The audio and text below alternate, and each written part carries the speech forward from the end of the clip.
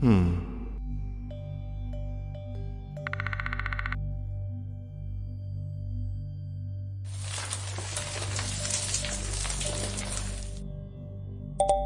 can't help but feel as though the industry's trying to get rid of the old and bring in the new.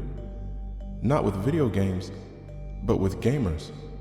What was it called again when a company makes some type of creative device to draw some attention, increasing the appeal of something else? Ah yes, a gimmick. In the past, these were used for gaming, one in particular which helped the US get out of a problem. However, this one wasn't really taken all that serious, not even by the company that made it.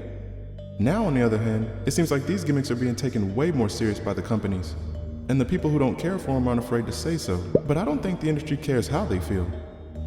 But what if the people that were complaining about the gimmicks aren't actually the people whose attention the industry's trying to grab?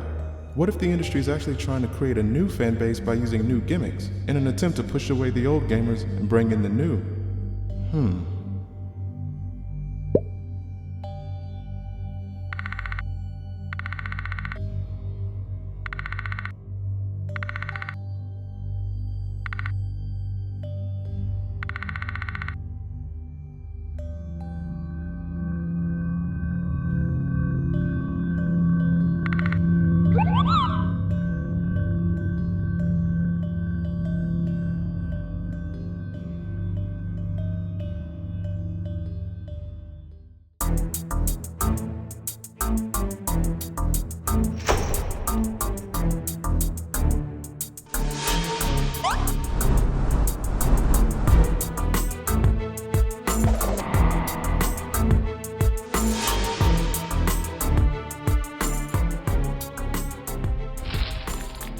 You know, ever since Nintendo's success with the Wii, their own competition seemed to try and grab the attention of the same people intentionally that Nintendo was able to bring into gaming by chance. If this shows us anything, it's that gimmicks can actually do more than just have people complain as to why they don't like them. They seem to be able to add a unique feature to a repetitive idea, sell something to a group that otherwise wouldn't have cared about, and even go as far as to create a whole new fan base for something they wouldn't have even been interested in. I believe this could very well be their intention. Let's face it, people, for the most part, we seem to have more fun complaining about what we don't like in the same way our parents or grandparents complained about the music we listened to or the TV shows and movies we watched. But it was obvious that the new music, movies, and TV shows weren't made for the ones complaining, it was made for us. So then what happens when the same thing occurs to video games? Well, while I think the outcome for the scenario with video games is the same, it's the way we reach that point that works a little different. When we were introduced to the NES, for those of us who game that far back, we were also introduced to a new gimmick in which a flat, thumb-operated 4-way directional pad with a button on each point was used to control a character. We of course know this as the D-pad. 2 generations later, Nintendo introduces us to a removable device that provides force feedback when a certain event happens, like taking damage. We know this as the Rumble Pack. From the Rumble Pack, Sony gave us the DualShock. If anything, this shows us that when a company takes a chance and the chance is a success, others will follow.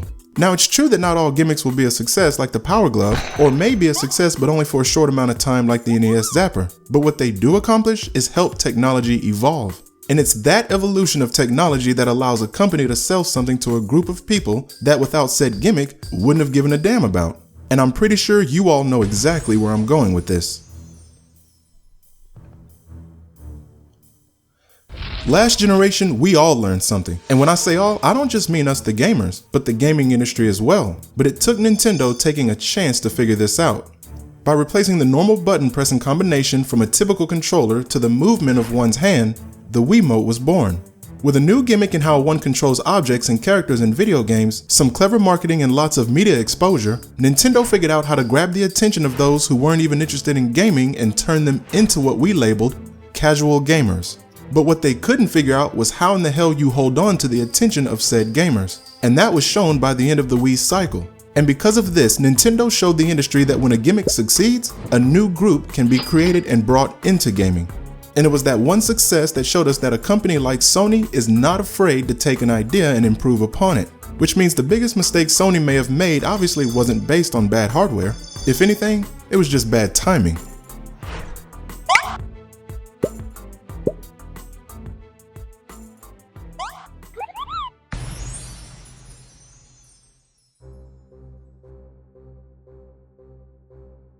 You see, if Nintendo's actions ended up creating a new group of gamers people would label casual gamers, then Sony's actions had to be for the exact same group. But remember, by this point, Sony's main fan base already made it clear that they didn't like motion controls. So for Sony to still do it anyway means one of three things. 1. Sony didn't really give a damn what people liked or not. 2.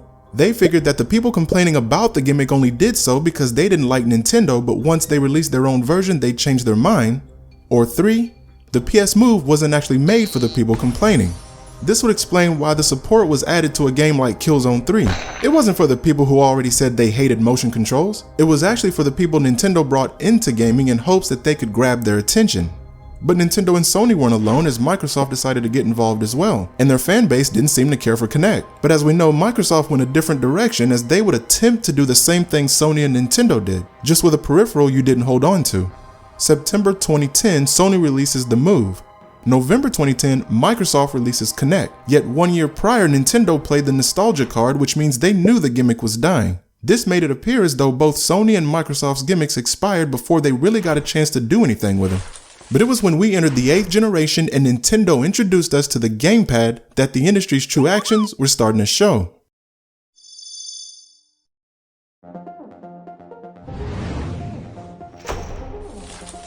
The creation of a 3D environment that one can interact with through simulation using some type of helmet with a screen inside. Virtual reality. Something we've all heard about for decades, and technology has now caught up to the point that it's ready to be a normal thing. The Oculus Rift's main focus is on video games, most of which obviously using a fixed camera perspective. Some AAA titles and indie developers have already added support for it. Hell, even some games are being modded to support it. In October of this year, Sony will be launching their own VR which will work with the PS4. Like what Nintendo somewhat did with the gamepad, the person using the headset may be separating themselves from those who aren't. And in some cases, it'll even require the PS Move. Sony's not done with this thing. As we can all see, the gaming industry is trying to come up with a way for us to continue playing video games and stay interested in them by figuring out a way to give us all a unique way to play. The industry is ready to take gaming to the next level. At least that's what I'd like my analysis to be, but I'd be lying to every one of you if I told you I actually believe that this was what I really thought the industry was going for. I don't think they're trying to make all gamers happy. I think they're trying to create a new group of gamers, because a new group will already be happy. The older generation will always be more inclined to complain, while a new generation is still trying to figure out what they'll really like, as they're more open to change. This may have started when some of the complaining had to be confusing to the industry at first, since as a lot of us have noticed, sometimes the same people who talk about why they hate something one day gets it the next day, then compliments it the day after. In a situation like this, how in the hell do you know who to take serious and who's full of it?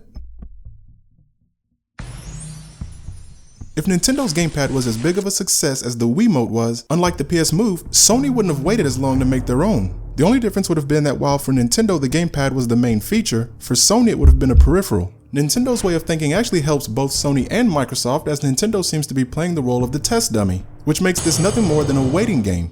The industry still needs to hold on to the older gamers until someone out there finds the perfect mix of the right game with the right gimmick at the right time that'll bring in a new group of gamers that are easier to please, allowing majority of them to get away from us. Oh, it's true, there are some developers working on third-party titles that are going to use the VR gimmick. This will help them bring the new gaming generation to their titles through the gimmick while still catering to us. This is why I brought up Killzone 3 and the Move earlier.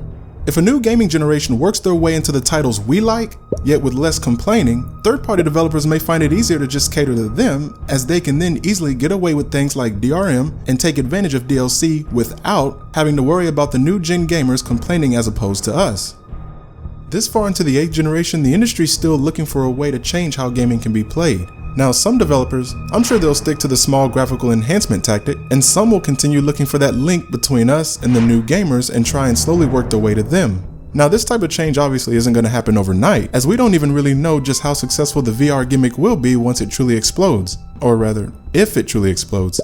But as long as gimmicks are still being made despite people saying they don't like them, the main three will still be looking for that new group.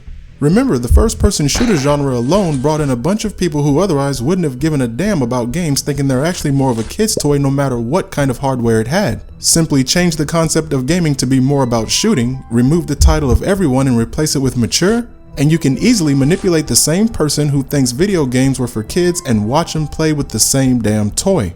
If manipulation can work that easily for one group, then why wouldn't the gimmick tactic easily work for another? Ladies and gentlemen, the industry can be a lot of things. They may be greedy, they may be sneaky, they may do things that from a gamer's perspective makes absolutely no sense. They may even be manipulative. But they're not stupid, they know exactly what they're doing. They're simply looking for a way to get out of one group and into another. That doesn't mean all of the games we like will be replaced. It just means we may go from the majority to the minority. Then over time, the new group will create their own made-up definition of what a gamer really is. That definition won't fit us. And then, sadly, it'll be us that gets called the casual gamer.